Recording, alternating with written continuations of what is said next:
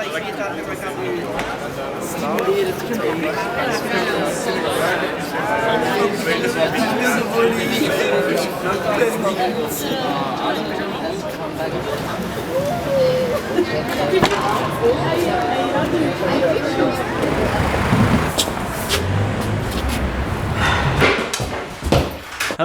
we are here. Oh. Hello. Hello. My watch, my shoes.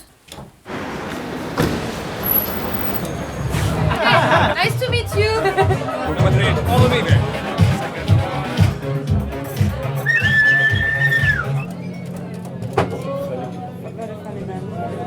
Okay. Hello, everybody. Okay.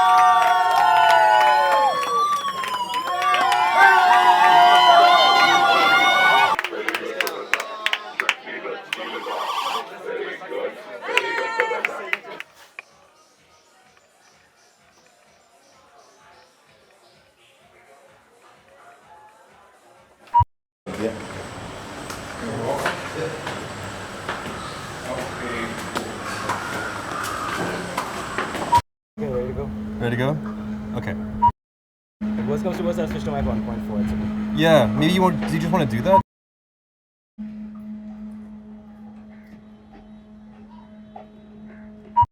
Okay. Okay. So when we played in India in December last year, what were your expectations about playing here as opposed to playing in Europe? In India? Yeah. Yeah, it was the first time we did it in India, especially Bombay also, Yeah. and they appreciated it very nicely. The people liked it. See, people in Europe, they actually know that music, that record. They Yeah, know that's about the true, record that's before. true. But in India, even though it was made in India and it was made here in this city, Yeah. people had never heard the record. Even then, people enjoyed it over there. We had a good gathering, no doubt. And everybody was dancing. In India, they know. Okay, if I say the name of the rag, they know what rag is going on. Okay, now Bhairavi, they know all the rags. And if I make a mistake in India, they will come to know. Yeah.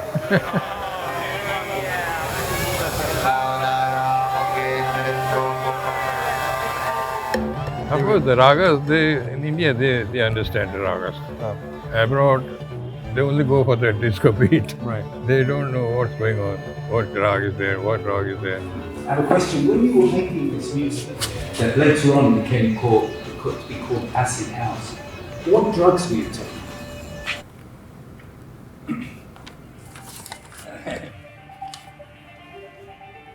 Drums. Drugs. What are drugs? Why put the drugs? That's my question. We associate Okay. not with ragas. We associate this electronic music Yeah. with drugs. With drugs? Yeah. No. Okay. Yeah. Not in this electronic music. These are ragas. Why did you stop making music for Bollywood then in 1981, 82? I mean, we talked about it before, but Oh, I wanted to do something different, no? Not the same film music. I selected the rags, so that rag note should be the same. Like sa re ga pa da sa, la, then you can do variation. La la la la la la la la la la la la la la la la la la. Actually, in this classical music, we use tabla player. So instead of using the tabla, I used the disco beat, and it sounded good. Anyway, it's popular now. yeah. I'm just asking, I'm trying to understand, what is it about the disco rhythm that appeals to you? Why is a 4/4 beat better for dancing than like a bossa nova beat, or why is it different? It's a different, of course. The disco beat is just one beat.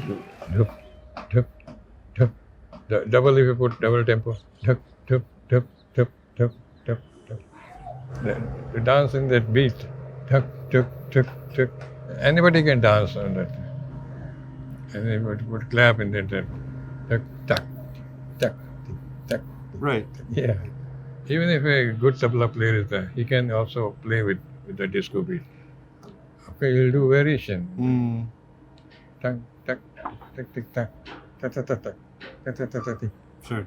Tick. That is going on. Tick, tick, tick, tuck, tuck, tuck, tuck, tuck, tuck, tuck, tuck, tuck. Tuck, tuck, tuck, tuck. But there has to be variation. there has to be that 4/4 beat at the middle of it always. Yeah. That goes on. It's a very interesting observation because I've thought about the same thing, but it's almost as though it's like it's a language, you know? Ah, And it makes you dance. right. But it's really interesting because what is it about it that makes it so? Maybe it's easy to understand. Maybe it's universal. I don't know. Yeah, it's universal, of course, definitely. Disco beat. That's if you play that beat, naturally people like to dance on that. They keep on dancing because the rhythm is going on and on and on without any break. Yeah, so they like to dance all the time without break also. In Bombay at that time, in 1980, 81, disco was very popular. Yeah. Did you go to discotheques yourself at that time and listen to the music with other people? No. I No. never used to for any disco clubs. No. I used to listen to DJs from abroad. I used to listen to them. Then I used to make my own things. Like disco beat is there going on, of course. That's the only thing you can do here. What kind of artists were you listening to? Who you said you were listening to some disco, some DJs, some producers from outside of India. Who were you listening to? Who were the influences? Actually, to be very frank, I don't know anybody. I just to listen. I never knew who's playing. I just used to listen to them and make my own style of playing rhythm. I heard about that some acid club. I don't know. Yeah. Who- Acid house. I just heard the name. But Yeah. I never heard his music. To be very, very frank. No, I understand. So basically, it's like this. A lot of people in the press, magazines, newspaper articles even, they say that you're the godfather of acid house. Yeah. You. Because you use that baseline sequencer, the 303, Yeah. basically before anybody. You were one of the first people, if not the first, to actually use it on recorded media. Yeah. Yeah. And the music that you were making, because you were using a disco beat, they say that that's basically acid house. I actually disagree. But what they're saying is that because you use the 303, the Roland 303 baseline sequencer, and you're using 808 for 4/4 disco rhythms, that the two together is basically acid house.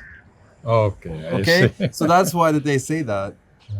But of course, what you were doing was not that, because you were playing classical music. Yeah. And you had the Jupiter 8 to do the ragas on top of it. Right. It was different. But it's funny, like, when people say that, if someone said that to you, like, you invented acid house, like, how do you feel? What does that make you think? Do you think that, like... No, I don't worry about whoever says that. It's okay with me. And especially in the disco raga, the bass line was very important. The bass line, what we used to play the rag. Same rags, notes on the bass line. That was very important. Yeah. And let them people say, don't bother. It's okay. Sure. Or I'll do what I want.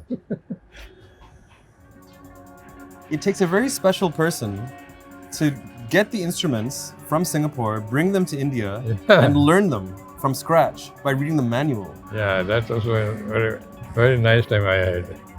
I brought all the instruments from Singapore. And for 1 year, I studied keyboards, I brought the bass line, the rhythm box also. So I synchronized all the three things in one place. And I used to practice, we had a lot of practice before going to the recording. I used to play the chords first, the raga chords, in one track, and other track, the bass line, the different bass line, and then the rhythms in, say, another track. After we did all this recording, then he did the mixing. That was very important. The balance was very good. Interesting. What was his name? Do you remember? You don't remember his name? I forget. I wonder where he is. So many years back. Of course, yeah. Yeah. In 1982, when the record was released, very few copies were pressed. And it didn't really sell. Why do you think that happened? I don't know why it didn't sell.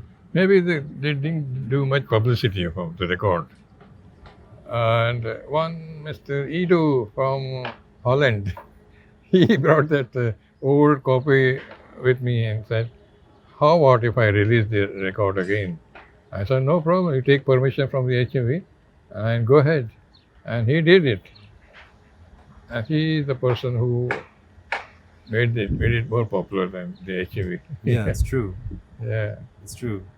Maybe at the time in 1982, so long ago, it just didn't make sense to people. It's too different. Maybe. You know? But some people, they liked it. Well, I have one story. I remember when I saw Tell you. me. Yeah, I'll tell you. It's actually it's an observation as more than a story. But I remember when I was in Bombay last year, and I went with you and Suparna because you had a private show in car somewhere. Okay. Your friend, what's his name? Prakash. Yeah, Prakash, exactly. Yeah, Prakash. So it was a party, Yeah. and you and Suparna were playing, and there you had a tabla player, Yeah, tabla player also. right? And you were playing these songs, these old songs, film songs. People were enjoying themselves. It was great. Yeah. But you know, when I was looking at you making this music, you look the same when you're playing the same music in Europe that we play, the disco ragas. Yeah, okay. Like the same performance. Yeah. That's what I felt, yeah. Okay. And I find that was quite remarkable because you could be playing 8,000 people or you could be playing 60 people and you're the same. No, but that depends on what type of music you're playing like that. In Europe, when you're playing with 8 or 1,000 people, I go with the audience and tell them, okay, very good, keep it up. What else? Go on, sing something. Right. And the private program, you just sing And then I asked them if you have any other formation. Okay, go ahead, tell me. Well, when I saw you, I found it was quite remarkable because you were concentrating on the music equally. Yeah, yeah. Maybe that's what I was looking at. Yeah, that's But it's true. It's like you are definitely a showman. Thank you. When I'm in music, I get a lot of energy. From, I don't know from where. And in the disco Ragas, I stand and play all the flute. It's very, I get a lot of energy because I know I'm music.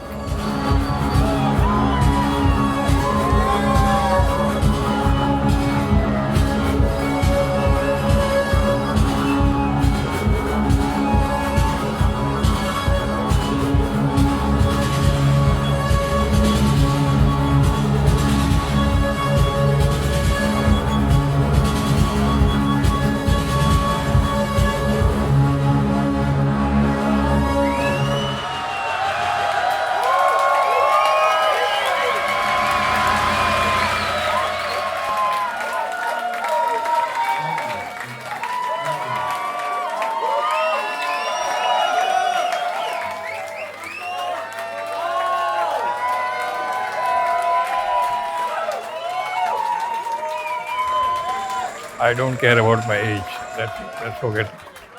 When I'm getting energy, it's okay. I'll go on. I don't leave you. Don't be afraid.